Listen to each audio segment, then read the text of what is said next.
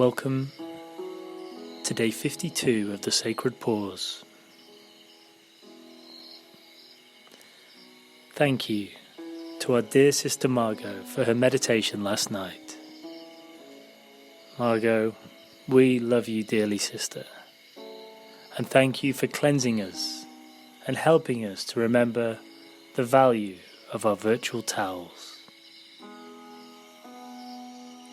I'm going to start off today with a poem which is called Regret. And I suddenly woke up and I was 90 years old and my body was tired and my friends were all sleeping, and I wondered how I'd let my life slip away, where I'd left my dreams, why my bucket list remained only a list and not a reality,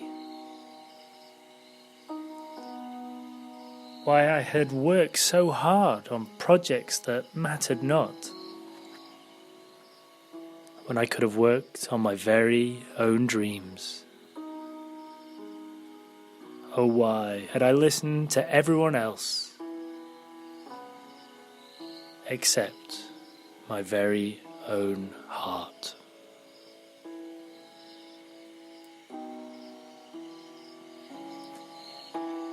Now, hopefully, none of us will be reading a poem like that when we're 90 years old.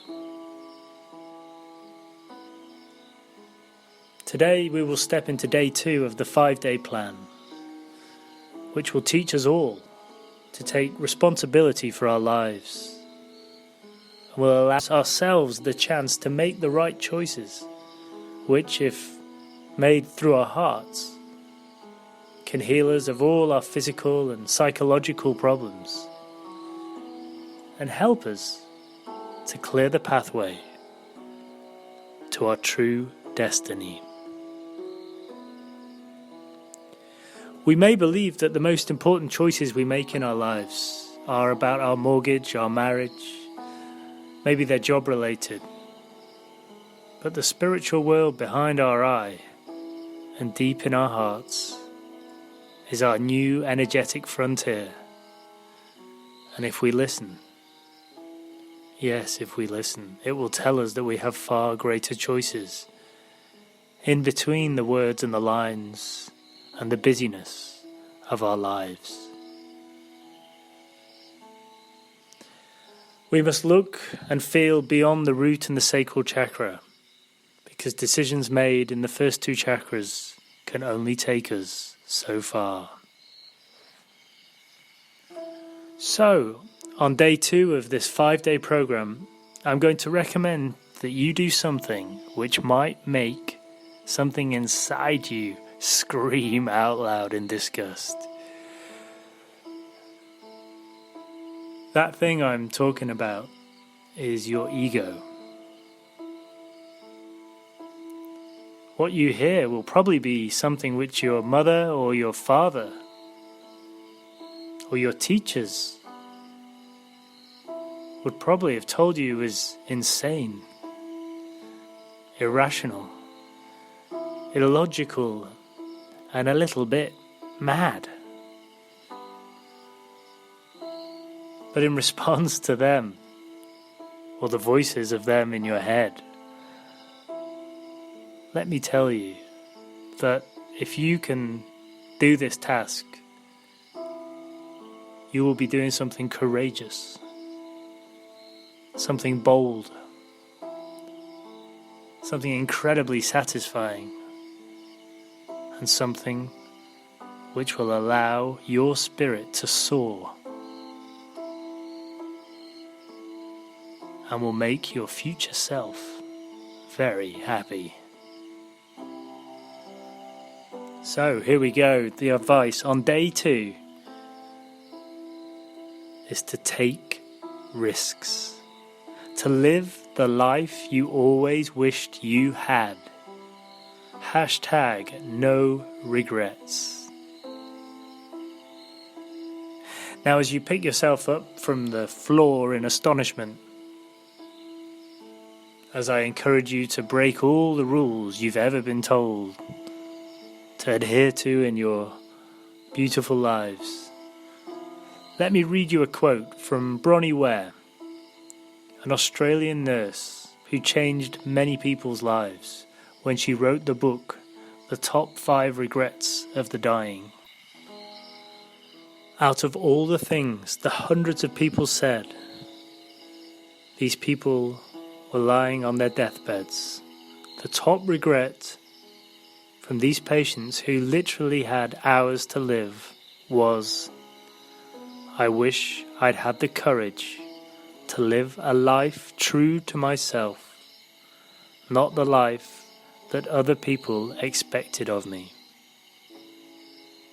This was the common regret of all people. When people realize that their life is almost over and they look back clearly upon it, it's easy to see how many dreams have gone unfulfilled. Most people had not even honored half of their dreams and had to die knowing that it was due to choices they had made or not made. Health brings a freedom very few people realize until they no longer have it. Now, by taking risks, I'm not encouraging you to take up smoking or a cocaine habit or a heroin habit. No, please don't do that. I'm not encouraging you to punch the 6-foot woman or the bodybuilder at work who always says bad things about people either. Karma will deal with that. What I'm asking you to do is to stop taking the easy, safe path. Because, quite frankly, this is stopping you stepping into your dreams.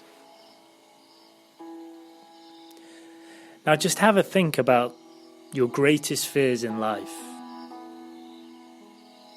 And now count how many of them have actually materialized.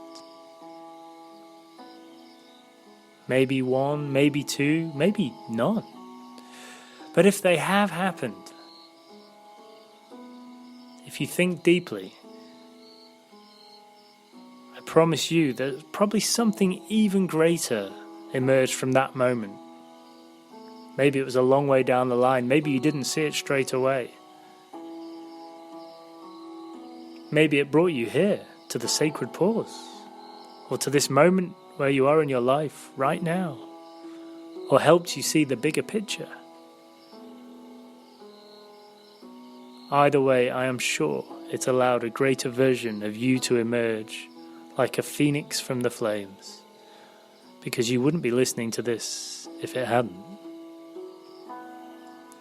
My brothers and sisters, we usually play life in a safe way to stop ourselves being humiliated, or because we are scared of looking stupid.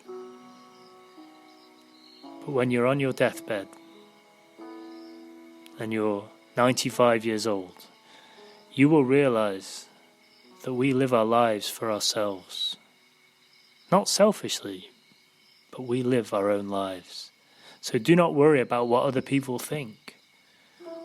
And do not try to avoid judgment.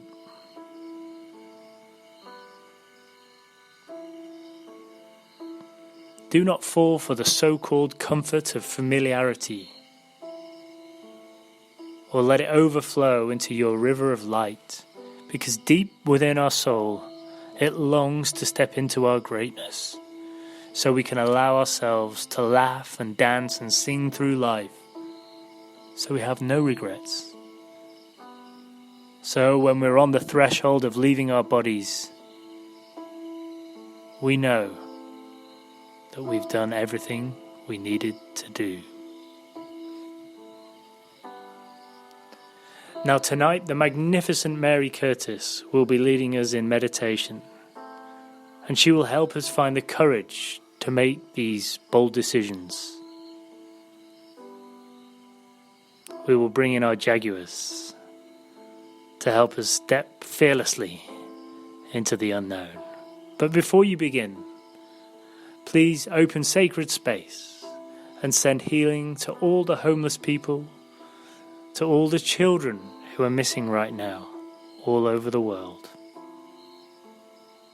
Please also send healing to the health workers and carers who continue their incredible work across our planet. Please also send healing to our dear sister Dana, who is feeling the intensity of retrograde right now and needs our love.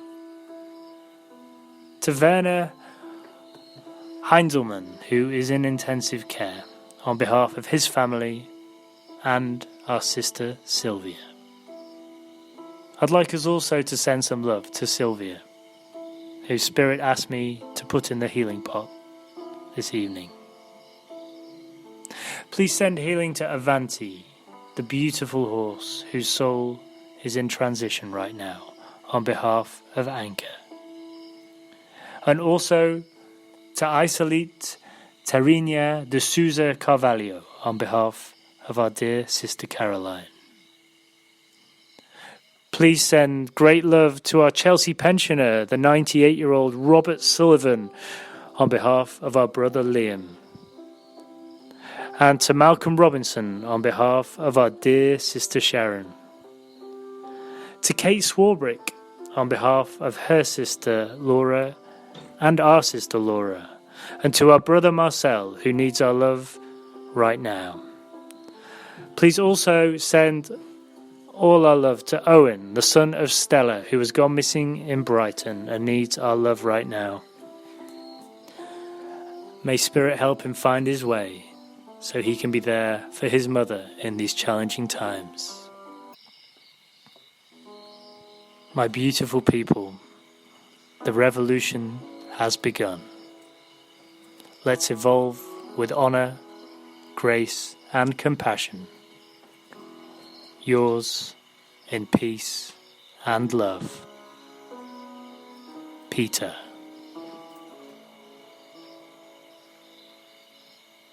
Namaste.